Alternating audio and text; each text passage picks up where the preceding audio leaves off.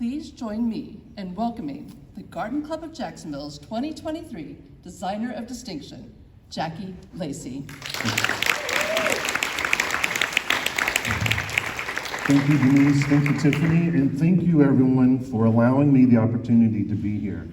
I'm telling you, I'm a little bit nervous being in front of so much talent when it comes to the garden and horticulture. I told Angela I'm not going to use any scientific names because they'll know if I'm pronouncing it correctly. I'm very happy to be here. I do want to take just a second to reiterate that we do have a floral school here in Jacksonville, Floriology. We do have some information up here if you would like, and I'm happy and looking forward to building a relationship with the Garden Club, not just here in Jacksonville, but hopefully Florida. I do happen to wear many hats, and one of my other hats is president of Florida State Florist Association, and our annual convention is here in Jacksonville later on this year, and I'm going to have Angelin talk to you a little bit about that. I do want to give Angelin a lot of credit because she keeps me rolling along right behind me, making sure I've taken care of everything that I need to, answering emails, reaching out for me. So we do have some cards up here. If you have any additional questions after the program, don't hesitate to reach out to us. We're here, we're local, and we want to do whatever we can to help further your education and build the relationship with both Floriology and Florida State. As they mentioned, I've been in the industry for, I say over 35 years. That way I don't have to admit that it's more like 42 years. That meant I started when I was like 5. I know everyone was thinking that. I am so pleased to do something that I enjoy every day. If you have to work, it should be something that you enjoy, or it's really going to be like work. And when I get to share, I enjoy that even more, because from up here, what people don't always know is that I can see light bulbs going off when I talk about something or mention something, and someone will be like, oh, that's what that's called, or that's what that technique is, or that's a great idea that I want to incorporate. And as a teacher, that's what we look for. We look for sharing inspiration, sharing my passion for flowers. I want to spill over to you, and hopefully you'll take something away from today that you can utilize at home, that you can then become the teacher and hopefully share that information with someone else. I thought we would start with something that was a little more towards the garden, and this basket was actually created out of driftwood, chicken wire, and a wreath frame. It was created for a program that we did from an international designer we had at Floriology, and I just could not part with it until today. Some lucky winner is going to be able to take it home today. So just remember that it is driftwood. We'll be happy to help you load, but what I often do when it comes to gardening, everyone doesn't have that green thumb. Some people will tell you that they have a brown thumb, or theirs is any other color than green. I know some people can say they can look at a plant and kill it. And that's what those of us that are gardeners count on, because that means that we can shine when it comes to those people. So we want to make sure that we share that with others when we can. And what I'm doing is I don't like looking at the plastic, so I'm going to cover this pot. And this was a new plant that I picked up. This is called an auxiliary plant. And it's called that because it shares everything through all of its auxiliary stems. It looks a lot like parsley, but it just has that beautiful coloring, 2 different colors of green. It's like a little button leaf that's on there. So I thought it was a great addition to this basket, but again, I don't like looking at the plastic, so I like covering that so we don't look at that. And then we all know that this is a great plant to give someone, because you can basically spit on it and it will continue to grow. And we want to share things like that with those that we might not be sure if they do have that green thumb, or if they're a gardener. And again, just wrapping, this is bind wire that I'm using to cover this moss with because I don't want to see that plastic when I finish out what we're doing, and we're just going to nestle that down in there. And it just brings that great color, that contrast of the brown or that red with the green is a great contrast to add in there.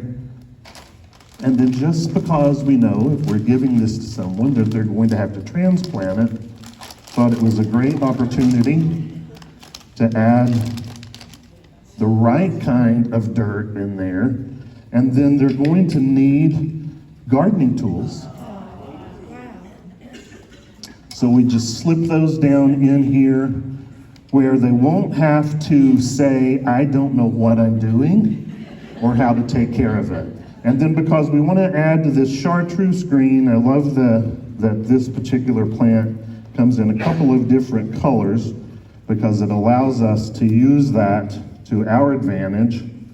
And that beautiful chartreuse will add that color to the opposite side over here, which is very important. We want to make sure that whatever we create, we look at it from all angles, because when we give it to someone, we don't know how they're going to sit it.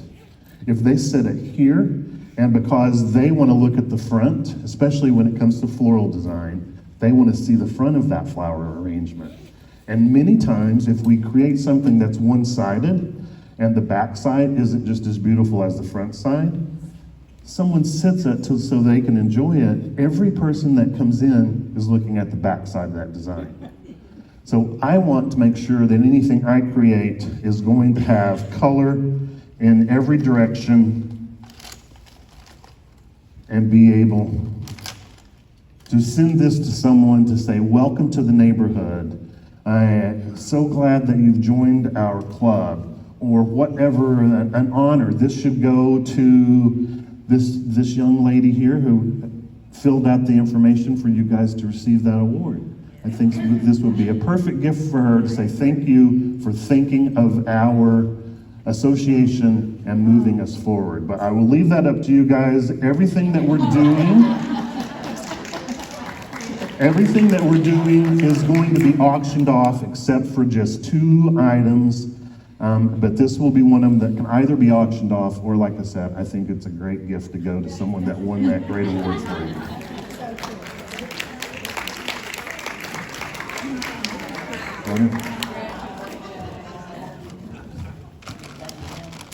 Continuing with that theme, creating gifts, especially for those of us that are in the gardening and do happen to have a green thumb.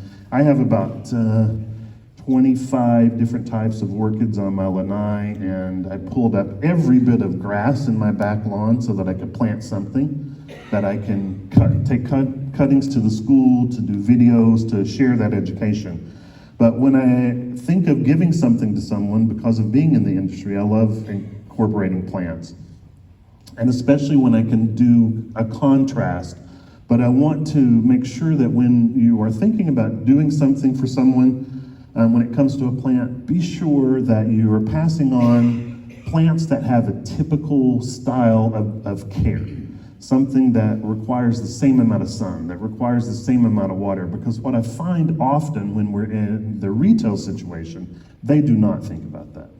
They put things together that should not be together, and people overwater, underwater, not water, whatever the case may be. So we want to make sure as garden club enthusiasts that we're doing the right thing when we pass that on. So these are very different plants.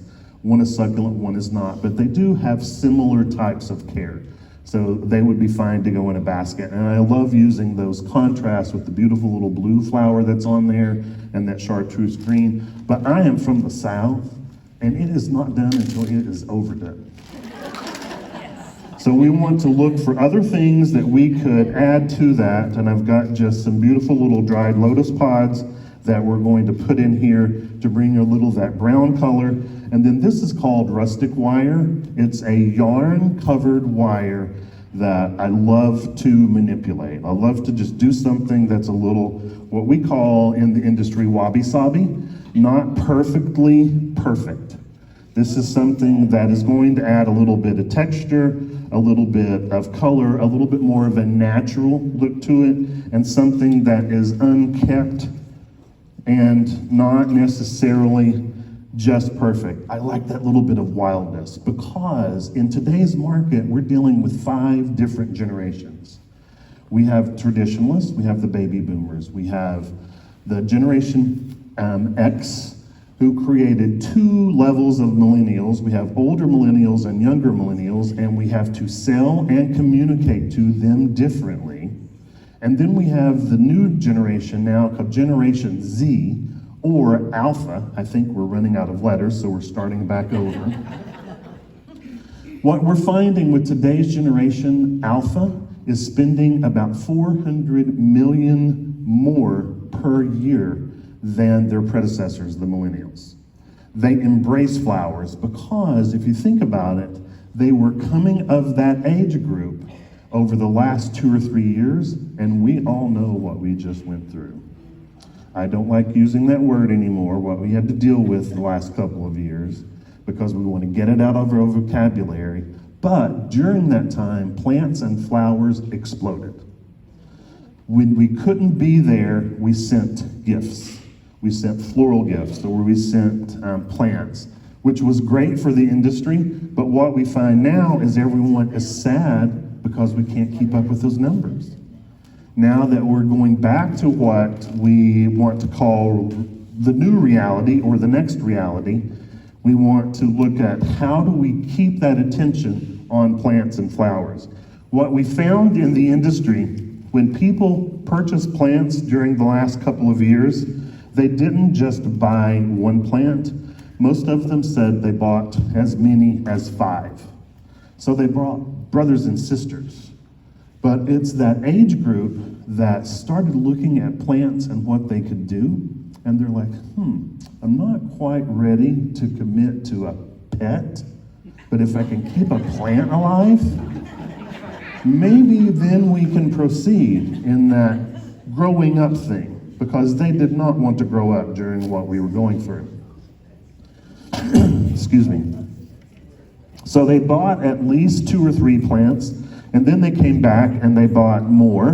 And what we're seeing now, they're starting to shop for new homes for those plants. So they want new pots and new things that they can add. And I'm just going to add into this is a new Easter cactus because it blooms at Easter rather than at Christmas. And it's all over the market, it's all the rage, it comes in a couple of different colors. Very easy to care for, just like your Christmas cactus. Easy to propagate. I know that I don't have to tell you guys about how important that is with the propagation and making sure that we understand how to take care of it. And we want to share those new varieties when they come out, because people won't know how to care for them if we don't help create or show them how to care for that. And what I'm doing with this particular piece of foam over here is I want that contrast of height. If you ever send something out to someone, when they reach out, and unfortunately a lot of people don't have the manners that they should, and they might not call right away and say, hey, thank you so much for that gift, I love it. We have people that will call us all the time at the flower shop and say, have my flowers been delivered yet? Because no one's called to say thank you. We record that and we track it, so we know when it went out of the shop and when it was delivered and who signed for it. And unfortunately, it's just the way that we have to do things in the market today. But we're just adding in a couple of different varieties in here. This is one of my favorite varieties of cremones. This one is called Charlotte Rossini, right? Charlotte Rossini, but I love that beautiful, it looks like it's been sprayed. It is not, it's natural. It has that natural green color on top, and then underneath it you see that beautiful pink. So it's a great spider mum or chrysanthemum to just add both of those colors in, and we're just going to group them in here. And then I like adding in something that's a little natural and adds a little bit of movement within that design. I hope it looks okay from the front side. Since I'm designing it from the back side, I'm just going to go with, I've done it enough. If it doesn't look good, they'll tell me. And we're just making sure that we cover up all of our mechanics so that we don't see any of that foam that's in there.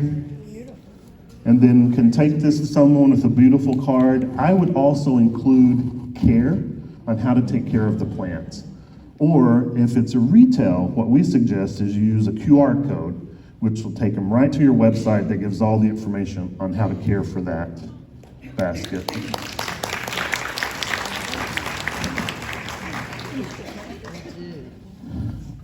If you have been in the industry or been, a gardener for some time, you know that for whatever reason, people just discovered succulents a few years ago, and they cannot let it go.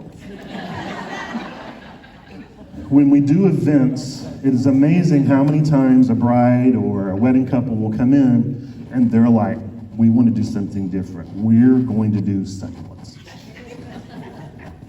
Or they want to do mason jars.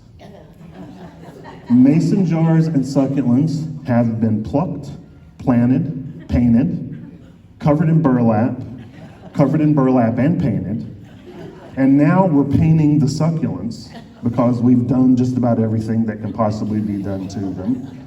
But the most popular succulents that we're seeing in today's market are those that have a little bit of color.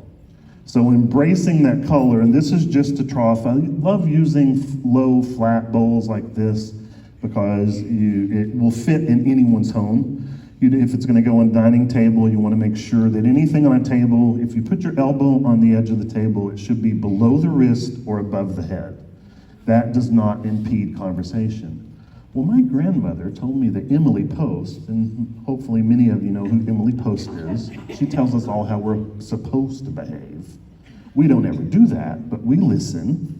And she says you're not supposed to have conversation across a 6 or 8 foot table.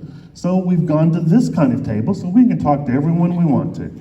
And no one's going to tell us not to. But something nice and low like this is great, but if you want to appeal to today's generation, adding in something like this is a product called Midolino, and just adding in a little bit of texture, a little bit of depth, a little bit of color is a great way to take it to that next level.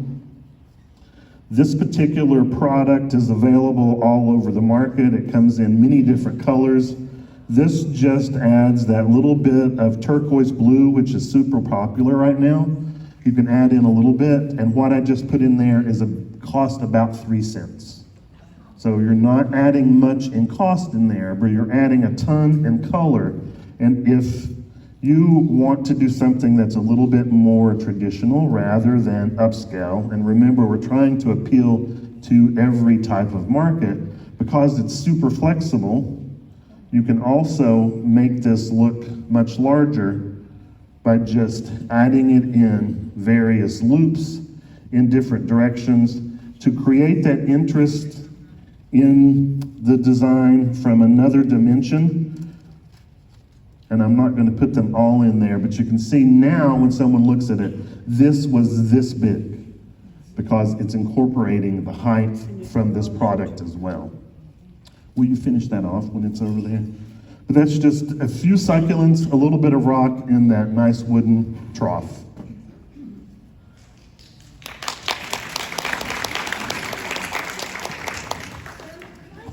What medium are you using?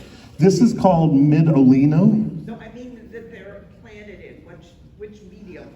Those are actually planted in the little grow pots, and it's just covered with stones. With stones, okay, that's what I thought. Because you want to give it a little bit of weight when you send something out, and because the wood is porous, you want to make sure that you've got the water, the moisture contained. Otherwise, the wood's going to absorb that moisture and it can ruin your table. We don't send anything out that doesn't have some type of protection. I would also suggest that you keep it in a little liner in there, but we all know that succulents basically, don't need much. That's why today's generation love them. They mastered the succulents, bought other more challenging plants. And then now they have moved on to the pets, so I'm concerned about the pet population with many of today's generation. Because now that they can keep a pet alive, they might have children. And then what are we going to do? And you know, we as grandparents then know that we have to take over at that point. But just always make sure any kind of plant that you're going to send out is in some sort of liner or some sort of protection so that that moisture will not seep into the container. Many containers in the industry will tell you that right away, that they have been sealed on the inside, because ceramic is hugely popular right now with plant products. And if it doesn't get sealed, it will also absorb the moisture, and it's going to seep onto the table and cause a situation as well. This is a little trough, and this is actually inside. Whomever gets this can take it apart, and that's what I do when I go anywhere and they're auctioning anything off. I love to get in there, see how someone put it together, what can I learn. I'll share a little quick story with you. When I was first starting in the industry, I was down at Disney, and they have those big, elaborate, beautiful designs in all the hotels.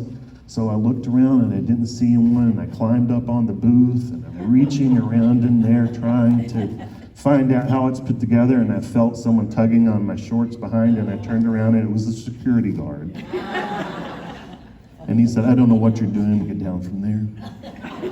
So I did. I didn't want to get in trouble. I went to the other hotel because I knew they had a design there too.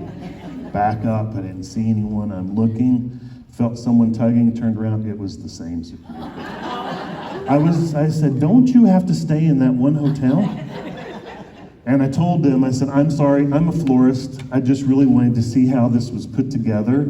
I'm not trying to disturb anything or cause a scene." He said, "If you will get down, I will take you downstairs to the floral department." So I got a private tour of the floral department just to keep me from climbing on the furniture. So you never know what benefits are going to come from our curiosity. But this is in a low flat tray on the inside. The container is sealed, but I wanted to make sure we always go to the extra mile. This does have foam in there because floral foam is a great way to start when you're first starting in design.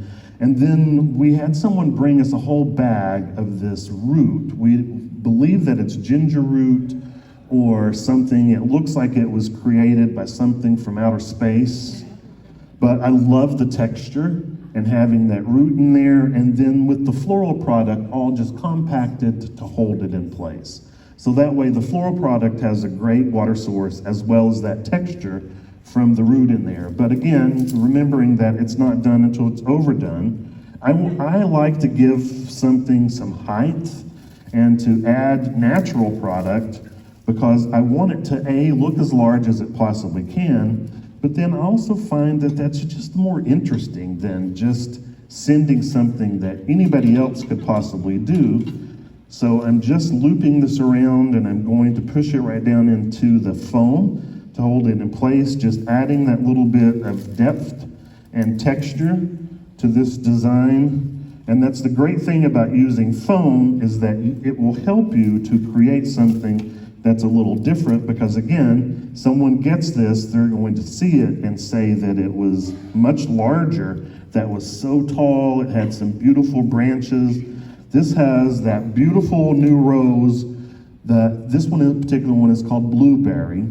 We're seeing a lot of lavender or purple flowers come onto the market because each of the rose gardens are trying to find a true blue rose. They say that the first company that can produce a true blue rose stands to make at least 100 million the first year. So they have come out with about 15 new varieties of the lavender rose, trying to create a true blue rose that's not sprayed, but naturally grown. But that beautiful blueberry has that color that is very close to the color of the year, which we're going to talk a little bit about, which is that Viva Magenta.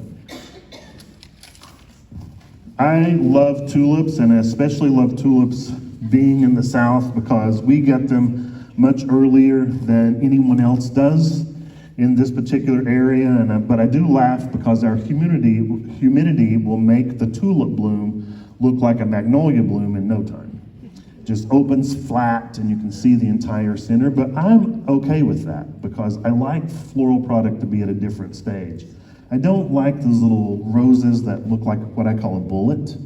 I want a rose that's beautiful and open, and I can see that all of the colors and the texture, because to me, this looks more like a garden rose, something that you're going to see. If you leave it on the vine or the shrub outside, you're going to see that beautiful shape. Same thing with the tulips, and I love for things not to be too specifically done.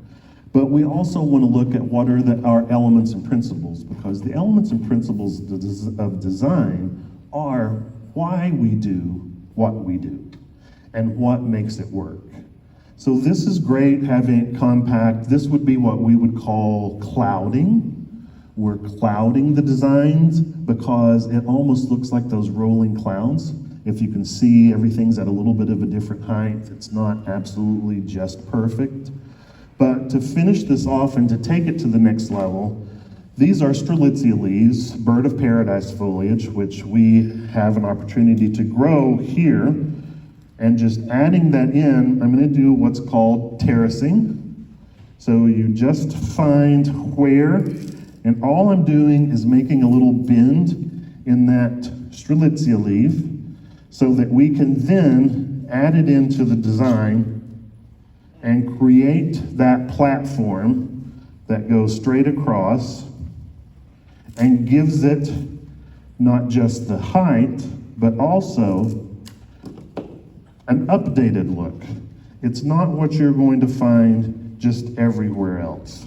So adding that in allows us to take it to that next level and show what we can do as a floral artist and understanding how to manipulate the elements and principles of design. So now this is this big. Rather than being flat, there's no greater compliment to me than to have someone go up and start looking around at how something was put together, but I might be tugging on their shorts.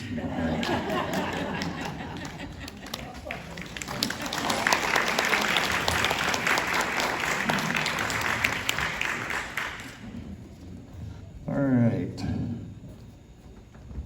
Going here? Yeah, let's go here. I knew I couldn't come to the garden club without doing something that's in a garden compote and talking a little bit about mechanics too. We do use foam in the industry, but most of the foam in the industry today is biodegradable and will break down within about 30 days. So sustainability is incredibly important to us. In fact, it's one of our focus for this year. I would love to talk to you guys about how to be more sustainable gardeners. And one of the number one things when we sent a survey out to all of the purchasers that we could reach, I think it went out to about 25,000, something like that, that made purchases of flowers during the year. The number one thing that the survey came back with on sustainability is that they, A, will pay up to 10% more for products from a sustainable florist than they will from someone that does not practice sustainability. The other number one reason that they believe in sustainability is that they believe we should all compost. So those of you that are composting, give yourself a high five, a pat on the back. You're helping to set the next trend for how we move forward and decrease our footprint. So don't worry so much about the foam. I know a lot of people are like, oh, that nasty foam. It used to be made with formaldehyde and all these other products that were actually trying to preserve the floral product. Now, and I've actually had the pleasure of being in the company that makes the foam, it looks like they're making green mashed potatoes. I don't know, that doesn't sound very appealing. but it looks like a big vat, and what they're doing is whipping in the air into the foam, and the foam has little cells that hold the moisture in. So that's what feeds the moisture to the plant or to the floral product when it's cut. You want to recut it before you put it in the foam. Very, very important if you're using foam product that you purchase from somewhere, either the wholesaler or it is available in mass marketing as well, make sure that you don't push it down into water. You want to sit it on a bucket of water, water in the sink, the tub, whatever, and let it soak or absorb the moisture naturally, because it's drawing the moisture into all of those pockets. What happens when you push the foam into the water, it's going to create a dry pocket. And if the stem of your flower hits that dry pocket, then it is not going to hold up as well as the others. So set it on top of the foam, let it just, or on top of the water, let it just absorb that naturally. If you want to be more sustainable, we all know this in the industry as chicken wire, but I have been told that's not very PC. The chickens don't appreciate it. I don't know who told them that, but they like to now call it designer mesh or poultry fencing. Isn't that great? Poultry fencing. And most people look at me like, what is that? Who makes fences for chickens? Well, they've been making it for 100 years. It's been in the industry for a very long time. But it can be reused and recycled, and a couple of companies today are actually coating it with a rubberized plastic, which makes it less likely to rust, so that you can use it more and more often. So you could use this design without the foam and just do the poultry fencing, if you would like. But we want it, since we're not the ones that are going to move this, because some lucky person will also be taking this home, we're going to embed that around the foam, because as you begin to layer it in your floral products, it's going to hold them in place. It will keep the foam from breaking apart.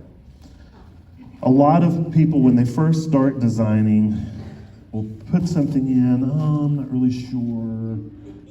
That's not exactly where I want to put that. Maybe I would rather it be here. Well, you know what? I like the way that is curved. And then before you know it, that foam is destroyed.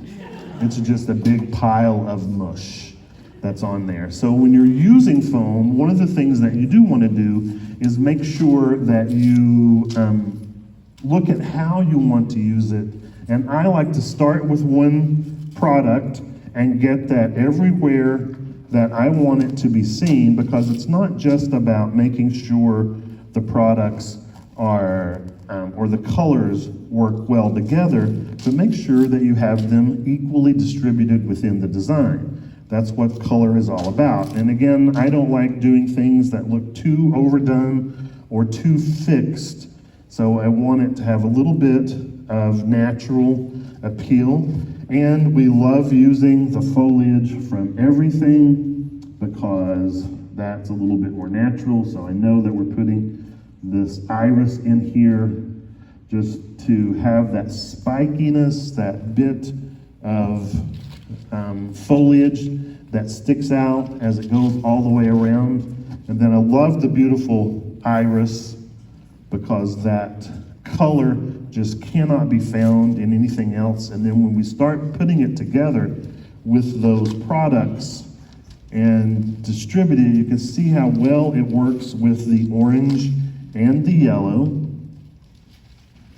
Those are super great colors to use together, because they complement each other. You have that contrast of the yellow and the purple that play off, and remember, you have to have yellow to create the orange too, so it incorporates really well when we start putting together these products. And just want to continue.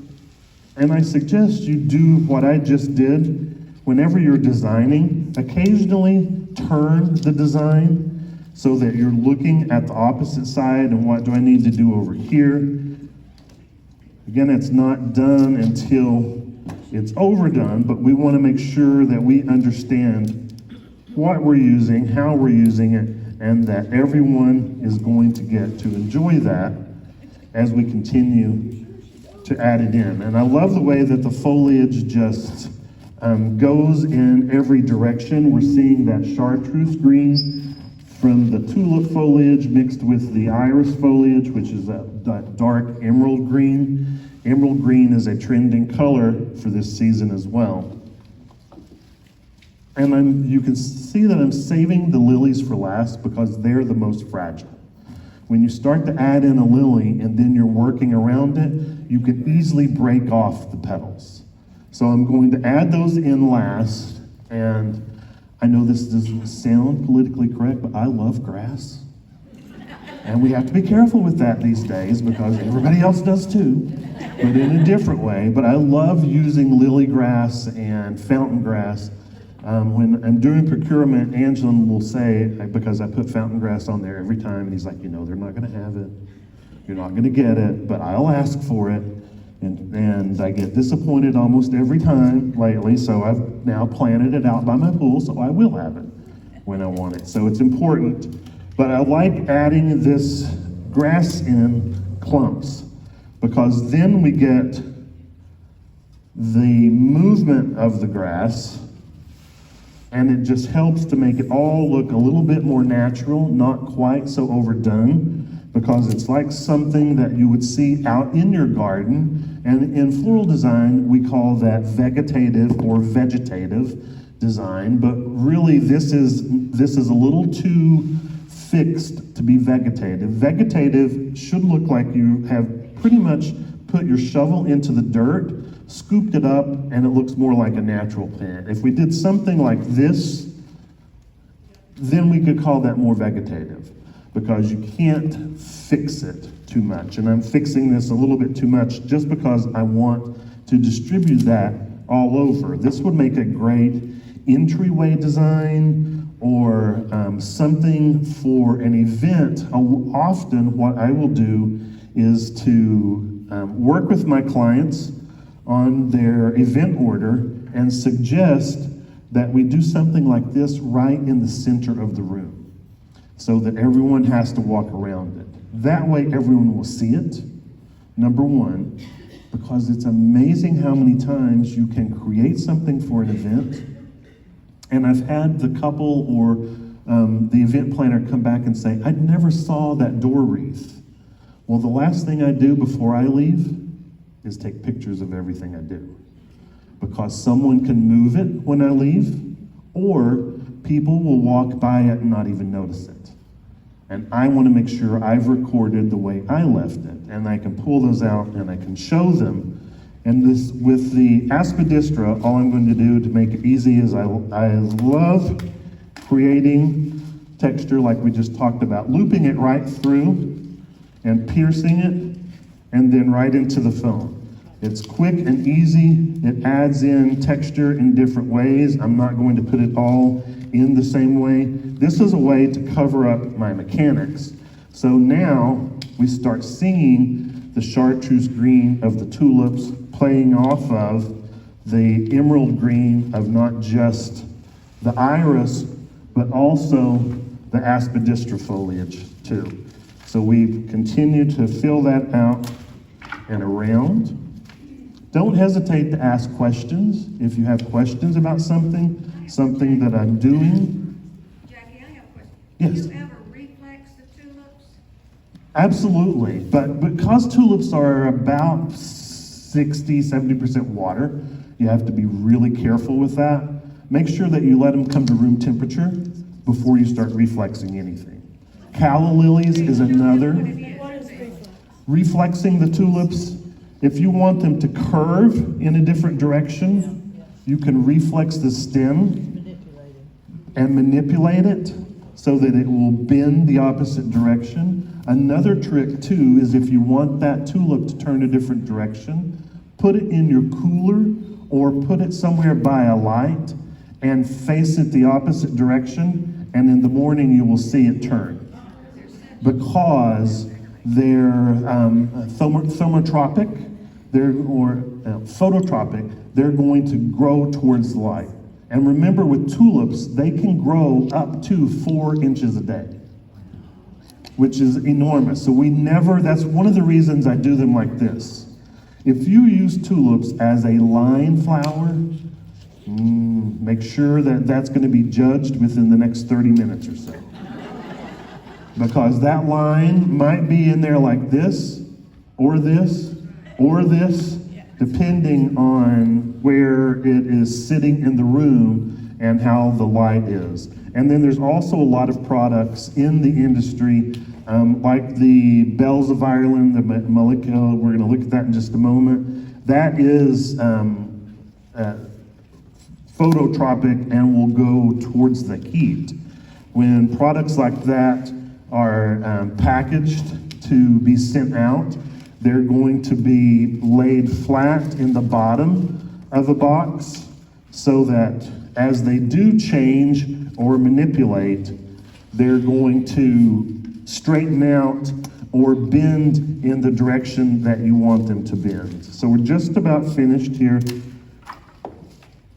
with adding in our aspidistra. Aspidistra is on every order I send to the wholesaler. They know it's going to be there. The green I do not use as much as I do the variegated, just because I love that variegated has that yellow or white stripe that's on the interior of it, so you're going to get multiple colors in that, which is a great way to add that color into something that you're doing. So we have about 2 bunches. Will the variegated ginger hold up as well? It does hold up really well. What I do is cut it off of the stem with as much stem on it as possible too. Now that's going to create a sort of downward, so you have to really take your knife to create a pierce that's going to, especially if you're using it in foam, but the ginger will hold up super well in just a water source. Doesn't do as well in a foam as it does in water. And the reason is, with foam, because of the particles that will get absorbed into the tissue and start to naturally block. What you can do, because ginger will last up to about 3 weeks if you recut it every other day. And then that's going to take the tap water here, well, the tap water everywhere. It's not just in Florida, it's everywhere. You want to be really cautious with it because of all the chemicals that are in there. Same thing for the flowers. You want to be sure that you're careful with the water. I always draw mine and then let it sit for 2 or 3 days before I use it, so that all those great chemicals that we need are taken out of there. But I know for a fact that there's a lot in there that we don't need, like arsenic and lead and all of those great things. Not trying to tell anyone not to drink the water, but be careful. It's one of the reasons that bottled water has become so popular. And then again, I love the gardeny appeal to this. This would be great for any kind of party that you might be having outside. But we all know that I love to add in height. And I love this Nandina especially, because I want to create interest that people will want to ask me, where did that come from? What is that? So we just elevated this to a whole nother level by adding that Nandina in there. And I have another piece that I actually want to save, but I would take it and keep it very low down in here. You don't want to add a lot of this busyness like this. When, in fact, I'll show you. If we started to put this into the center here, just to cover up our mechanics, look at how now this isn't as impressive because we've taken away that negative space. Using negative space is something we manipulate. We add negative space into a design by purposely not putting something in here. Nature adds negative space in between the plant, the leaves, the way the leaves are layered on a piece of a branch or something like that. But we add it as a visual tool to make something look larger. But to cover that up down there, I would suggest that you break it all off, because you also don't want people looking into the center of your design and seeing anything not covered, and then that helps cover that up, and it gives me a naked branch that I can use in another design later on. So that is our event piece.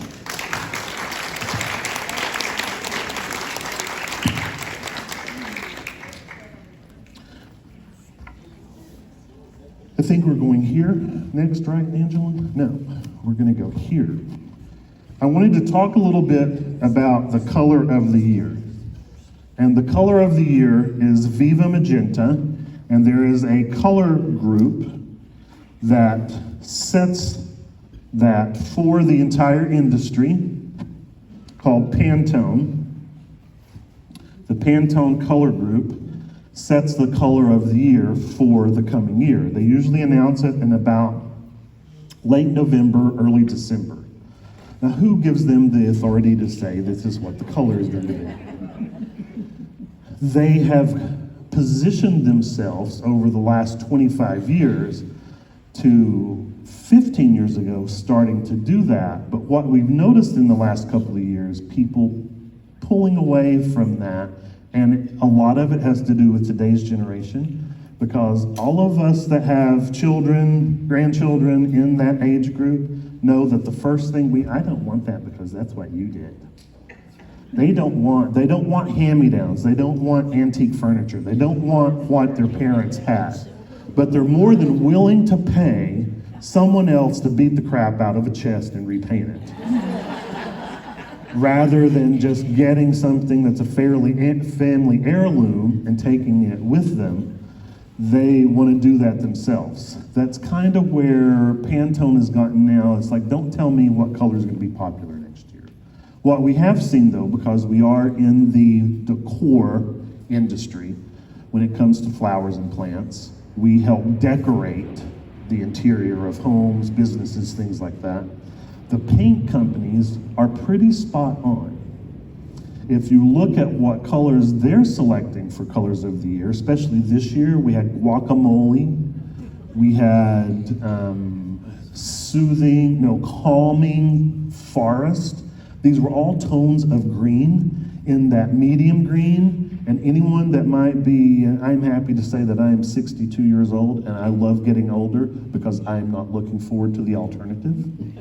So I embrace every day that I get, but some of you may remember celery green. Well, that's all it is with a new name. And can you believe it? Mauve has come back around. And they're actually using that same word mauve because it's new.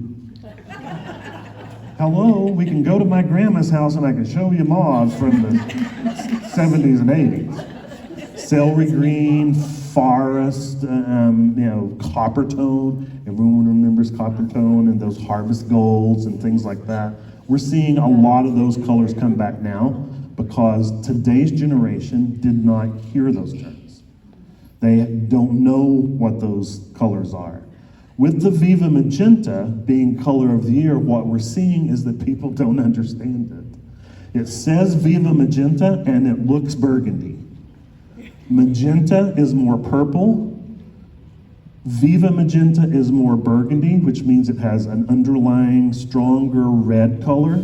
We need red and blue to create purple, so we're seeing everyone use a mix of lavenders and purples in today's color of the year. So Viva Magenta has really opened up, let's use that accent color, and lavender and yellow have been accent colors for years because those are two colors that work well with almost any color group as you start to layer it in. So we're seeing the Viva Magenta, which is closer to this color here in the cremone, but by incorporating a lighter lavender and a deeper, darker lavender, it works. Adding in the chartreuse makes that lavender pop. And that's why we layered in the chartreuse. Angelin actually did these designs. We had a meeting in our boardroom. We just love it when the company president comes in to visit. not just the company president, but we had, 8 vice presidents, and the top brass all came down from our headquarters in Long Island. So we used this in the boardroom, and I said, let's take that and talk about the color of the year as well. So someone can take these all home. You will see that on the Bells of Ireland, we have removed the top portion to stunt the growth. Bells of Ireland also will continue to grow when it's put in water. Tulips, lilies, all of those products like that will continue to grow when we put them in a water source. We do these separate designs for an opportunity for someone to have a takeaway. If you do this for a party, then at least 3 people are going to get to take something home, rather than doing one piece that one person gets to take home. If you're using this on your dining room, then after the party, you could easily put one in the kitchen, one in the hallway, where you can see flowers, because it is a scientific proof that flowers bring smiles. When we're delivering flowers, it is incredible how many times someone will open the door to receive their flowers, and the first words out of their mouth are, "Is that for me?" "Well, I'm at your house." "I hope they are." Or, "I can't believe someone sent me flowers." "You should be a florist. No one ever sends us flowers." They're like, "You get to see that all the time. I'm sure you don't want it." We love flowers, but we're like the cobbler. We take them home and do everything we tell everyone not to do. We don't water it. We put it on top of a speaker or electronic piece. We put it in the sunshine. We ignore it, just like the cobbler does for the shoes. But when you're starting to create something in multiple pieces like this, you can see the diversity and the opportunities you have for being able to move it around, to use it in other ways, to use a smaller piece. It comes from one of today's trends are collections. I'm sure you've seen, especially either the pharmaceutical bottles, different types, the brown bottles or clear that have the little rubber top. Super popular right now, using those with a single stem of floral product or a piece of foliage or something like that in there. It was amazing that collection caught on, because again, I know I keep harping on today's generation, but there's not a lot of today's generation other than back there. They're far enough away with that they can't hit me, or they can't get mad at me for talking about today's generation, but they thought that would be less expensive. But then they decided in those little collections, let's put peonies and ranunculus and orchids, the most expensive flowers you can possibly buy. But I'm only doing one of them, but you're doing one of them on 100 tables, my dear. And all of those collections, when we start to add in 10, 15, 20 pieces together, multiply that by 100, so you've got 2,000 pieces of glass to get on tabletops. Give me one single centerpiece every day, because that's a lot easier to set in place than to having all of those small little glass locations. She has a question, Jackie. Yes. What is the green stick in that? That is called a fiber stick. It's from a company called Accent Decor. And they come in a length of about 24, 26 inches, something like that, different widths. They had it in several different colors. I think they're down to only having one color now. But you will also see a lot of similar product that close to that in some of the big box stores.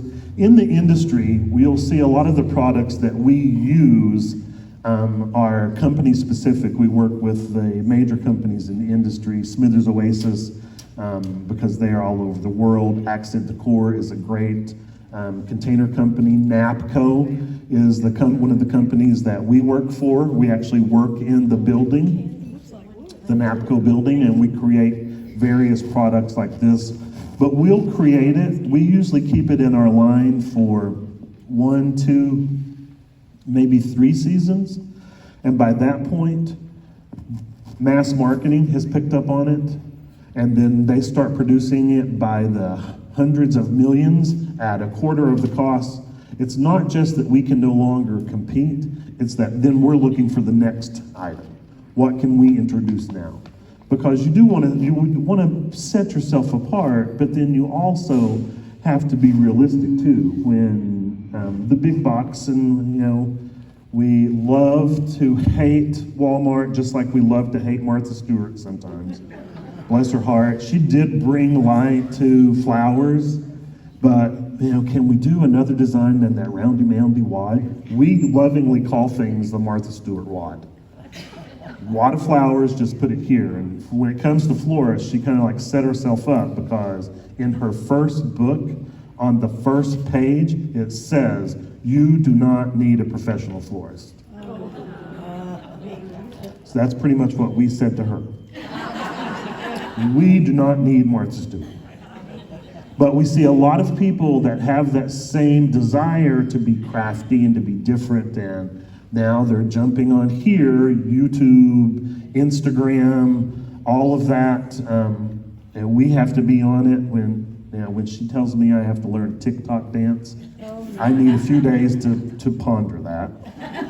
Exactly how stupid am I willing to make myself look? But that's the way we connect with the various generations, because they all buy in those ways and learn in that way as well. They want you to be approachable. They want to be different. They don't want the same thing. They want that uniqueness, that experience. And so it's our jobs to help provide them with that, with what we can do. Looking at plants, and plants being such an important part of the industry, we all know that one of the trends in today's market is naked plants in a water source, so that we can see that beautiful root system. I love that part of it, but this can only be like this for a certain amount of time. We all know that, because we garden, we understand that at some point all of the nutrition will be taken out of what little bit of soil is in there, and it's no longer going to be a healthy plant. So we would have to change this out often if this is the style that we're going to do. But this is what we know as a fad. A fad is anywhere from 6 months to a year and a half. It will go along, and then suddenly everyone decides, when this plant starts to turn yellow and won't stay any longer because it's not getting any nutrients, they don't like that, and so the fad will go away. When a fad becomes a trend, that's when it's going to last a year and a half to 3 to 5 years. That becomes a trend. And then some trends will become style. Style is going to last for up to 10 or 15 years. Unfortunately, that's kind of where the mason jar and the succulent are right now. They have become a style because it's being incorporated into everything. So looking at this to be trendy, and this is exactly how I purchased this, was just like this. It's easy, it's quick to pick up, and everyone's like, "Oh my gosh, that's such an incredible idea. I love that. I can take that to my mom for Mother's Day." Because mass marketing has picked up on this, they want to sell whatever they can sell. Grocery stores, forgive me for anyone that's in here, I do some training with mass marketing grocery stores, because I would rather them do it right than for us not to provide training to them at all. But they discovered that what we as professional florists or retail florists don't want to do, they're more than willing to do, because they look at not selling 50 or 100, they look at selling 1,000 or 10,000. That's the way their lots go. In a retail flower shop, if I'm selling 10,000 something, I'm gonna be at the beach, somebody else is gonna be doing it. So we look at things like this for inspiration and what is going on in the industry, and like I said, I don't throw anything away until it's done. These are the stems of the carnations that we've used and everything that we've done, because this creates something other than an empty container.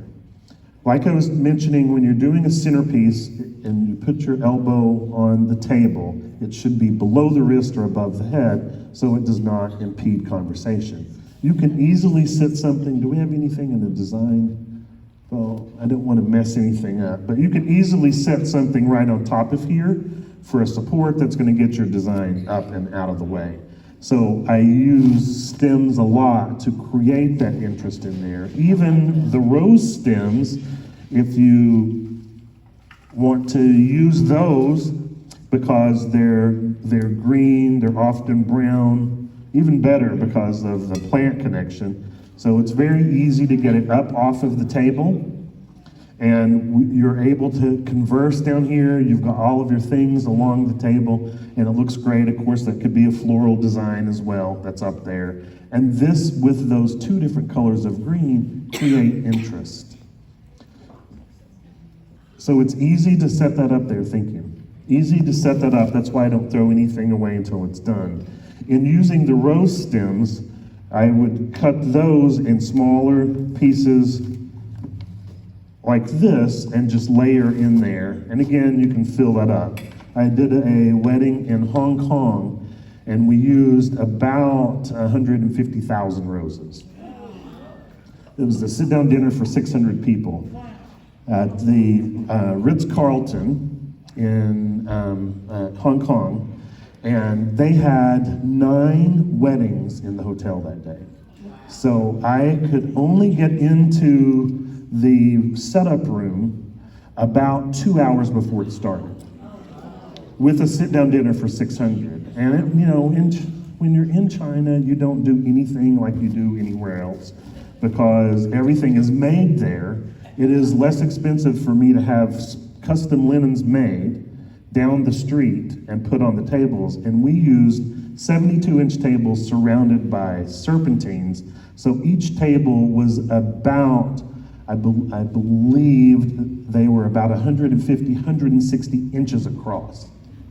So they were tables of like 30, and that's what we had to set up in this room. But I hired all of the students from a floral school to help me with all of those roses. I was like, let's use those stems as filler in the 400 pieces of glass that we were using.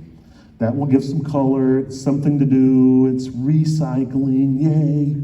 You know, great thought. So I showed them in there, and when you're in Asia, when you're American and you're in Asia and you're maybe, I don't want to say a stupid man, I don't consider myself stupid, but for whatever reason, when I'm there, I feel like if I talk with Asian accent, they're going to understand what I'm saying.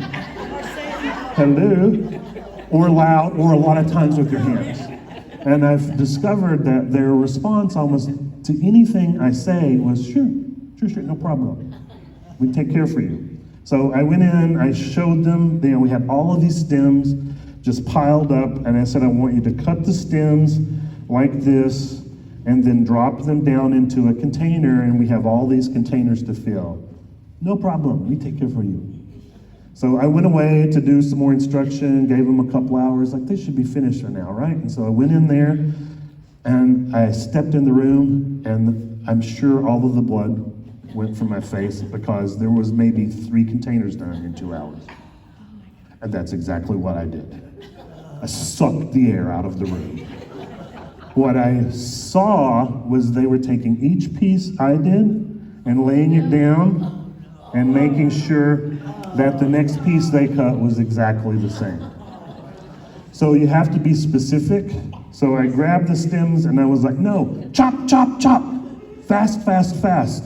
And within half an hour, every container was filled once I was specific about what I was looking for. But we have to be careful. But using the stems for color is a great way to incorporate and bring that in, and then to take using plants to another level, because like we discovered, I don't like to just do anything the same. I loved this plant when I saw it, and especially when I saw the beautiful root system, because that adds so much color and so much. It's a way to make it a little bit more natural, so that my gardening side gets fed with my floral side. And these are just skewers like you would find at the supermarket. And just feeding that through. This is aluminum wire that's in there to add in a little bit of color. Angela got that all set up for me. So we can add that root in there. It's a little bit more natural. It adds that color in there, and then to take it to the next level, these little tillandsia that you can buy on the market everywhere right now, because again, everyone feels like an air plant should just be able to survive on air, right? So these are incredibly popular, and about $12.99 per piece for tillandsias. So those of you that are great with tillandsia, you've got your next sideline. Little shell, it's just glued in there. They think will last forever because it really doesn't change color much when it dies. And they forget that water might need to be involved. A little bit of nutrient might need to be incorporated in there, but just another take on a way to incorporate plants into your event products.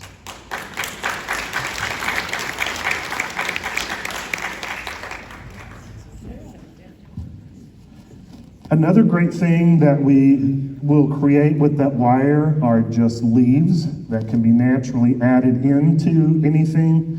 I was going to add it in that, but I was afraid it wouldn't show up. Here, we'll do it when I get to this one. I want to talk about eucalyptus, because eucalyptus is right up there with the succulents and the mason jar.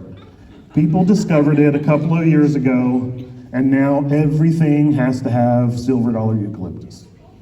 They went from selling 25 bunches at a wholesaler. Now they say they sell 25 cases on a daily basis, just getting it out. So all of the varieties of eucalyptus are super trendy right now. Looking at these, we've got bonsai, or this is called, and I knew I would do this, Parvifolia? Parvifolia, there you go, what she said. Or bonsai. It has that little needle-shaped leaf to it, and then of course the silver dollar that has the little silver dollar shape on there. Baby blue or spiral eucalyptus, and then seeded eucalyptus. All of those are going to be about every kind of retail design that's out there. I love that you guys created these all foliage designs, because that is also a trend that we see in the market right now for special events, all foliage. Again, unfortunately, it came to be because people thought it would be less expensive than having flowers, but in the retail market now, foliage is as expensive as floral product.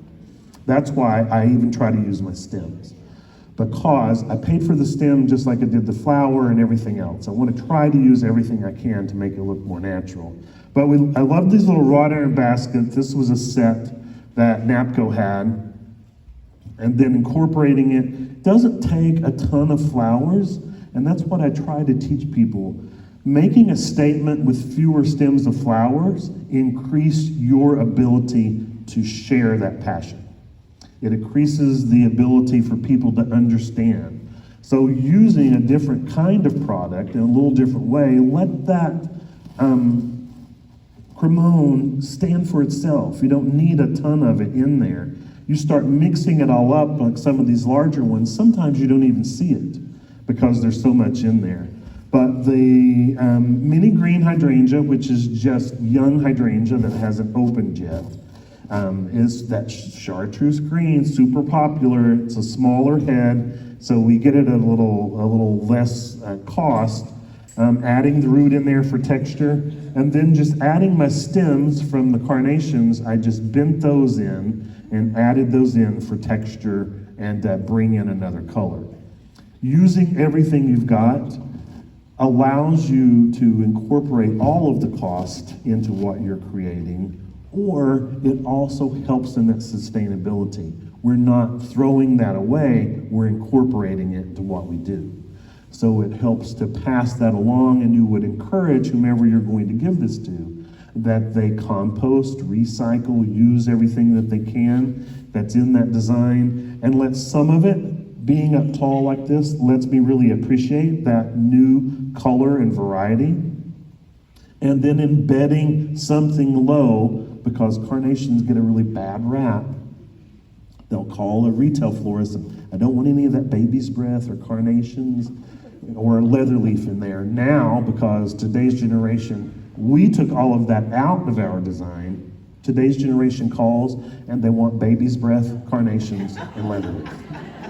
Because it's new to them. They're seeing something that's a little different. So we've just incorporated that and then added some of the lotus pods in the back. Again, I want it to be aesthetically pleasing from both sides, because I don't know where this will be set when it goes to someone's home or office.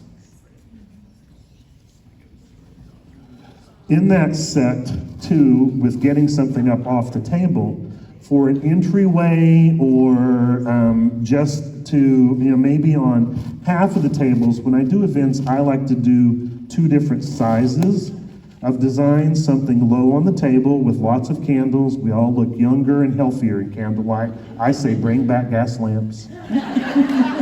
That'll make me look so much better. But I like doing something that's up high and something that's down low. When you do that, what it does when you walk into a room with floral design at eye level, it looks like there's twice as much in there, because you immediately see that.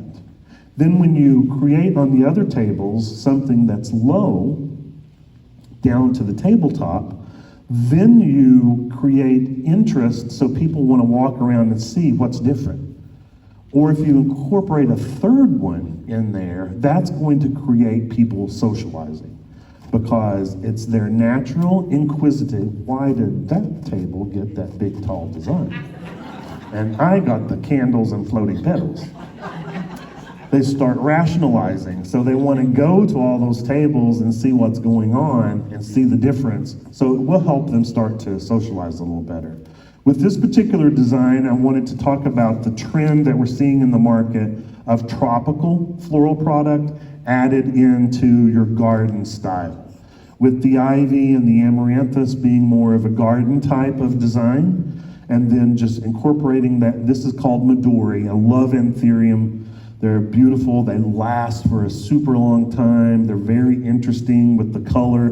But to bring that in, and when Angelin was putting this together yesterday, I said, let's be sure and focus on that downward motion, that waterfall, because the great thing about understanding the elements and principles of design is line is the way your eye travels through the design. So if we look at this composition, when we first look at it, we're going to see the Midori, because that's that shocking color. That's that first thing that grabs our eye, our focal area. But we travel down and right back into the arrangement, because the line takes us and doesn't create a place where the eye stops. And that's a great use of line, because you don't want your eye to stop somewhere in a design and not see the rest of it, or mistakenly look at, well, maybe it wasn't finished or they didn't go in that direction, whatever the case. You want your eye to always travel through. And then the other trend that we see here is that monochromatic color. Green is natural to all floral product. The stems, the foliage is usually green. So that doesn't get taken into consideration with the other floral product. But this is green alstroemeria, green amaranthus, green coffeeberry or hypericum berry. And then Angelin, you want to come up here and share with them how you did that foliage? She manipulated a aspidistra leaf. Do we have one not used yet? No, I think we brought any. took all those. Yeah. Just show them how you folded that up to incorporate. And this is just to be able to use what you've got and to create that texture.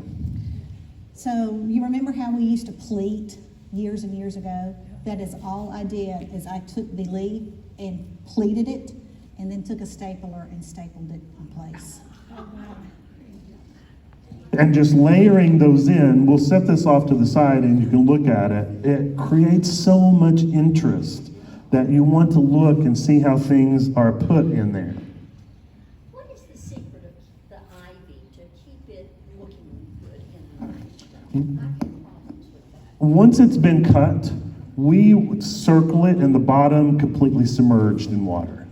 That way you're feeding the foliage, all of the roots, because if you look on ivy, it's got roots all along, so it's going to drink everywhere. And that really helps hold it up. And once you get that, this has been, we soaked this like 2 days?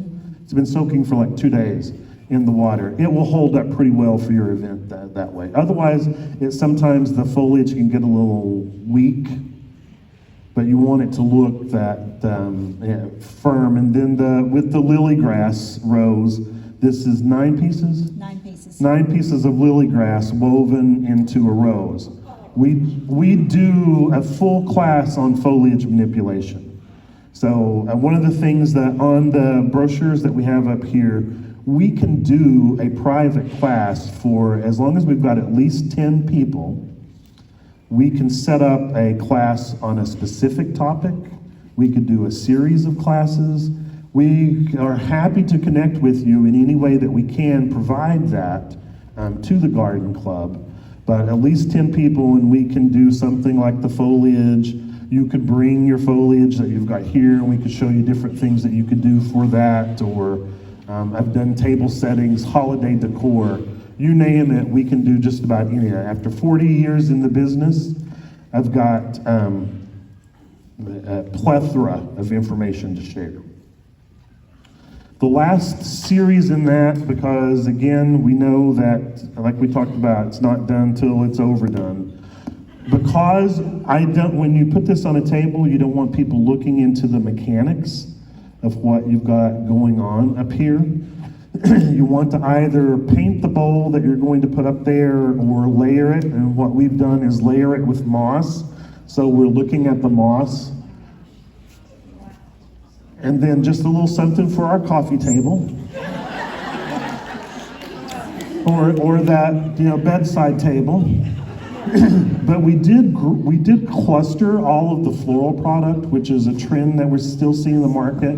It's a great way to take traditional design into today's desire. And today's consumer loves seeing it grouped together because it makes the color stronger and makes the texture stronger.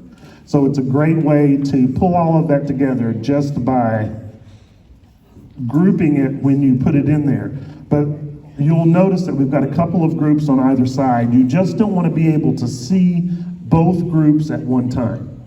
If you do multiple placements of grouping, the key is don't be able to see, like don't put ranunculus here and right here where you can see them. You would want ranunculus to be on the front side and maybe the back side. That way it still appears as grouped. But when you start mixing groups together, then it's mixed, it's not grouped, and it starts to get confusing. So be cautious with the way you group. Jackie, where do you get your containers like this? These containers all came from NAPCO, which is here locally. Again, reach out to us. We've got cards up here. You can connect with us on for Floriologyinstitute.com. And we will be happy to direct you right to the catalog and where you might be able to purchase those locally. That's the great thing about us being local, is that a lot of these I've pulled that were discontinued, and that's why we can leave them for you to auction off. We can do that just about any time you want us to come by and do something. We can always have things that can be auctioned off. Excuse me. This container is actually from the company Accent Decor that I talked about just a moment ago. They make great event pieces that are really large like this. This is just a brass compote that's down here. I love the color of the anthurium because I love anthurium, but this obaki style with the pinks and reds and various shades of green really pick up and will go with almost anything. So it's a great plant to have in a container that's just sitting, but I also don't like having to incorporate the cost of a container if I want to do something in the center of an event. So we thought we would use this, and I just created one side. I am not going to put together the other side right now. I wanted to show you it's just done in a ring right there. And this is all just clustered really tight, which is really popular, but with some of those extensions of the stock that's sticking out. Look for next year to be a lot of orange colors, because one of the hot colors for next year is going to be tangerine cream. So you're going to see a lot of orange, where today we're using a lot of red and a lot of green or yellow, purple as accent. Next year it's going to be more orange. So adding that bit of orange in there will take this into our color palettes for next year, but to get some height and to reuse something that you've got, then you can always add in that cat palm or parlor palm, anything like that. I will tell you that I tried to send Angelin over the edge. I just want to thank the nice lady who allowed me to take some of her palm yesterday. And this He is the wanted half of the Robolini. plant braided. I wanted these pieces braided, but I wanted this type of palm because that looks really sharp in a container like that. We have the benefit of here being in Florida is that a lot of this will be growing naturally around us. So take advantage of it.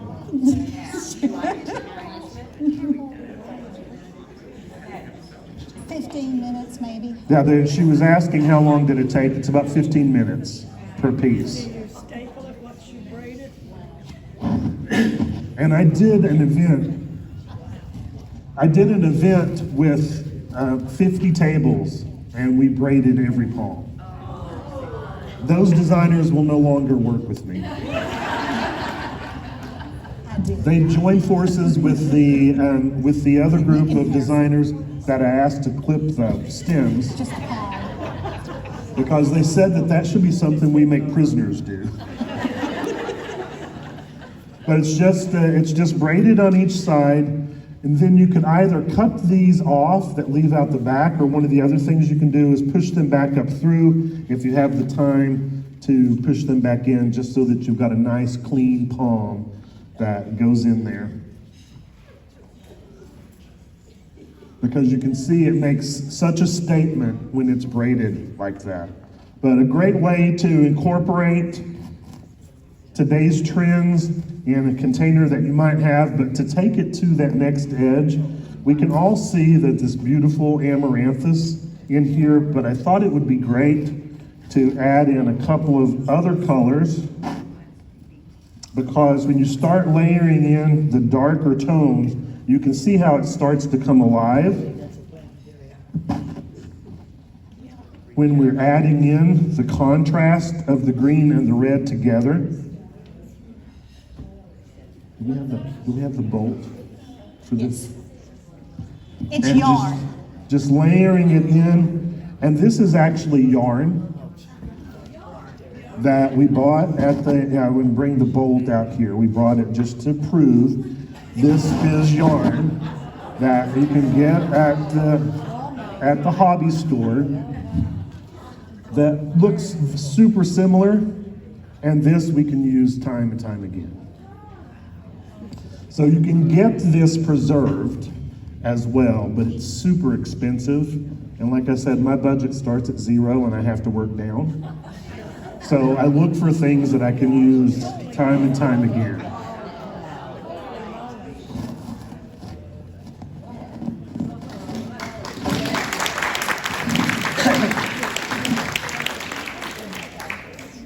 The other great thing about being in the industry that we're in is appreciating what nature provides for us. And there are times, still today, that I can open the cooler at Mother's Day, which is one of the busiest times ever, and want to cry, because I get the privilege of working with some of the most incredible product and some of the most talented people in the industry that give me inspiration. I learn from my students as much as I hope they learn from me. But just seeing this, when she brought it to the store, I was like, I don't care what we do, I have to incorporate that. But I thought I would start with the popularity of tablescapes right now and setting something up. So you can keep something supernatural and it doesn't have to be over the top.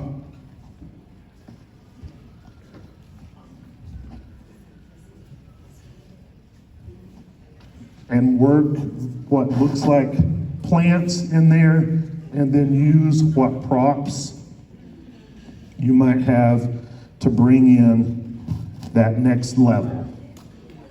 And incorporating the iron with the wood is a great way to take this to that next level, but if our budget allows,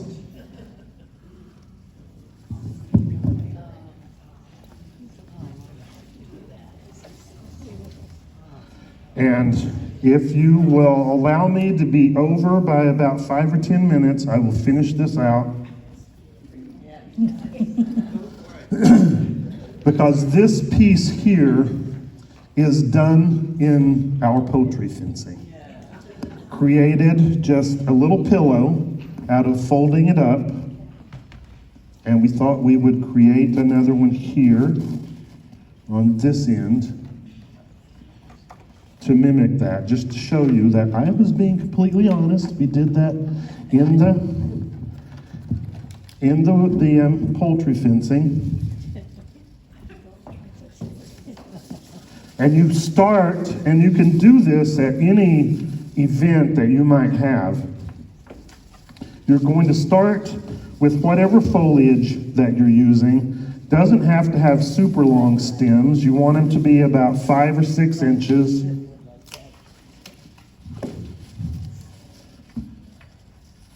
And you just start covering up your mechanics. And the mechanics are the way something is put together.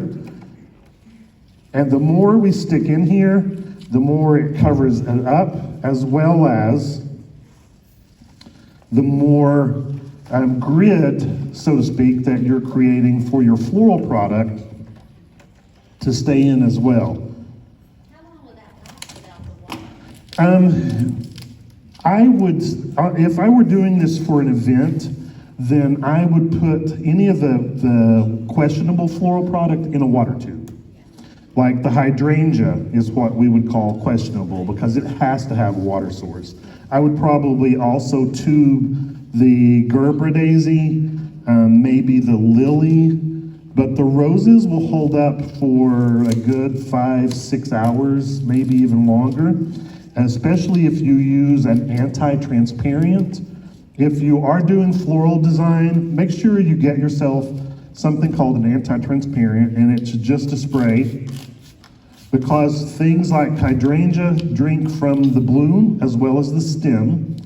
So spritzing them down with the anti-transparent seals the moisture in, but still, this particular one is called finishing touch, will still let the plant breathe. It doesn't completely seal it off. There is another variety out there that is more like almost like a shellac that actually seals the moisture in, but your plant will not continue to breathe. Well, can you spritz it with water? You can spritz it with water, and that's great, but you're going to need to spritz it a lot.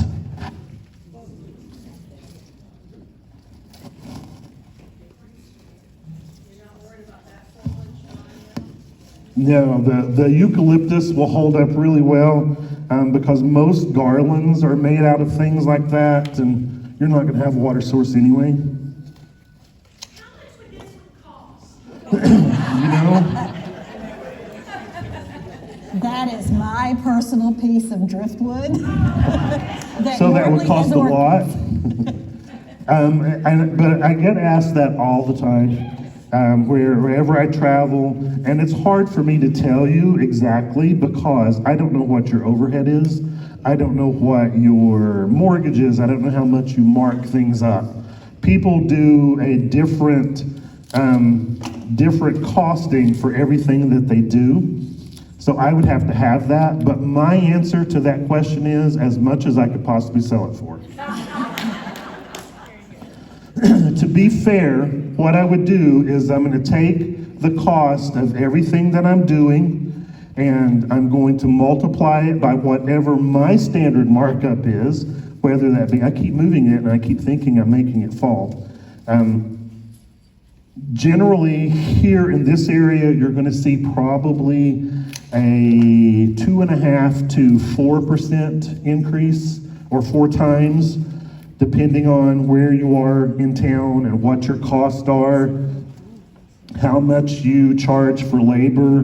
There's a lot of things that have to kind of come into play for what things do cost. We don't just randomly mark it up.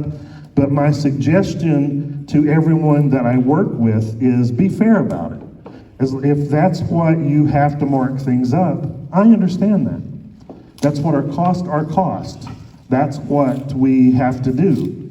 So as long as you're being fair about it and can justify what those costs are, we're going to buy it, because I've looked at a lot of the footwear that people have on in the room, and some of the brands that they might be wearing. They're not taking cost into consideration.